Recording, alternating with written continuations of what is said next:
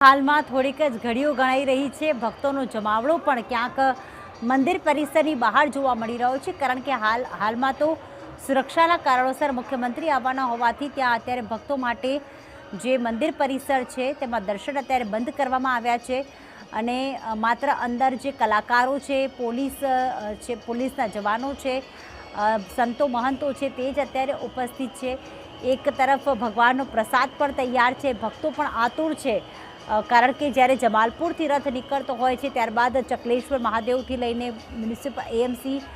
4 રસ્તા, રાયપુર છે, કાલુપુર છે, આ તમામ રૂટ પરથી જ્યારે ભગવાન ત્યાં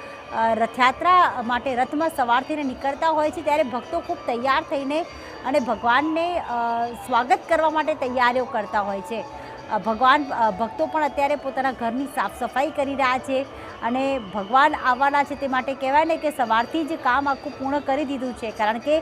પૂર્વ વિસ્તારના લોકો તો આપણે જાણીએ છીએ રથયાત્રામાં પ્રત્યક્ષ જોડાતા જ હોય છે। આ રથની સાથે સાથે પોતે પણ ચાલતા ચાલતા જતા હોય છે ને એક રથયાત્રાના રંગો માણતા હોય છે, કારણ કે કેટલી આતુરતા હોય છે, કેટલી એકદમ ભક્તિભાવ હોય છે, કારણ કે એક વખત આ ભગવાનની રથયાત્રા આખા વર્ષ દરમિયાન નીકળતી હોય છે અને એમાં પણ ભગવાન જગન્નાથજી પોતાનું નિજ મંદિર છોડીને, પોતાનું જે કહેવાય પોતાની ગાદી છોડીને અને રથમાં બિરાજમાન થઈને અને ભક્તોની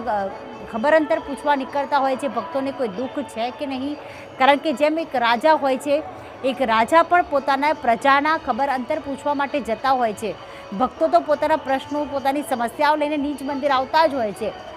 પણ ભગવાન પણ જ્યારે આજ રોજ ભક્તોના દુખડા જાણવા માટે, તેમની સમસ્યાઓ જાણવા માટે, તેમની પ્રાર્થના સાંભળવા માટે તેમની નિકટ જઈ રહ્યા છે, તેમની સમીપ જઈ રહ્યા છે। ભક્તને મંદિરમાં આવવાની જરૂર નથી, પરંતુ આજે તેમના ઘર આંગણે ભગવાન આવી રહ્યા છે।